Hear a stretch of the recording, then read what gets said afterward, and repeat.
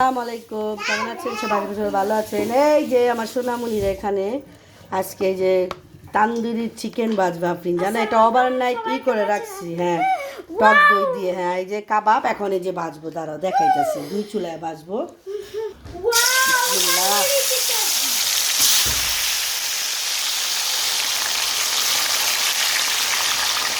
চারটা করে দিই, আটটা তো। হ্যাঁ, আর এই যে এখানে যে আমি তো সবসময় যে ফ্রোজেন করে করি অনেকগুলা, অনেক সুবিধা হয়। খাবারগুলো রেখে দিই, এগুলো ভাজা হবে দেখাচ্ছি। আর যে এখানে পোলাও বসাইছি, এটা পরে দেখাইতেছি। এই যে এক সাইড ভাজা হয়ে গেছে, অনেক সুন্দর গ্রান আসতেছে। আর চিকেনটা ওভারনাইট টক দই দিয়ে করলে এটা খুবই সফট হয় এবং তাড়াতাড়ি ভাজা হয়ে যাবে একসঙ্গে। এখানে এটা উল্টে দিতেছি আমি।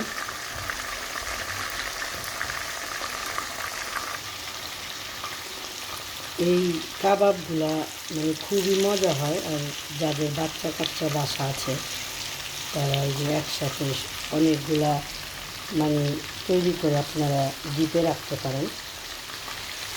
এটা ডিমের জন্য আর কি যে হইতেছে দেখাইতেছে। আমি পোলাওটাও দেখি।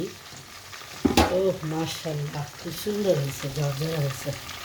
এখন এই যে একটু উপর থেকে সুন্দর, অনেক সুন্দর হয়েছে, ঝরঝরা হয়েছে। এটা নতুন চাল মানে আনা হয়েছে, আজকে রান্না করলাম, ভালোই সুন্দর ঝরঝরা হয়েছে। ছুটির দিনে আর কি বাচ্চারা সবাই বাসায় থাকে, তো তাই একটু আর কি পোলাও রান্না করি। আর গরুর মাংসটা দেখাইতেছে আমি। এই যে মাংসটা হয়ে গেছে, জোরসোর আয়োজন হচ্ছে।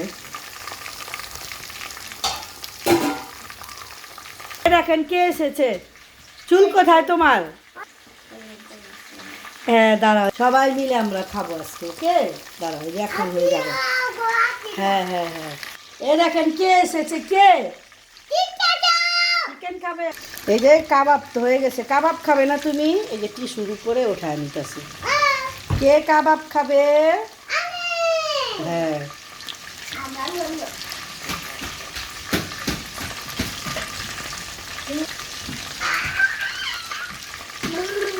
প্রথম তো মানে ফ্রোজেন করা থাকে, অল্প তাপিয়ে করে তারপরে হাই হিটে 10 মিনিটেই মানে ভাজা হয়ে যায়। এটা খুবই মানে সহজ পদ্ধতি। এই যে কাবাব হয়ে গেছে। এখন এই যে আমার বাবাকে একটা চিকেন ভাজা দেবো আর কি, খাবে আর বলবে যে কেমন হয়েছে। হ্যাঁ এই যে দাঁড়াও, চিকেন হয়ে গেছে সুন্দর, ওঠায় নিতেছি সবগুলা। এই যে চিকেন ভাজা তো প্রথম পাট হয়েছে, এখন এই যে আরও দিতেছি। চিকেন দেবো, দাঁড়াও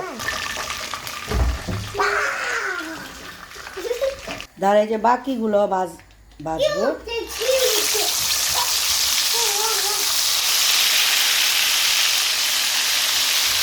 এই যে রেডি হয়ে গেছে, এখন দুই ভাই বোন মিলে খাবে। ওকে বাই বাই দিয়ে দাও।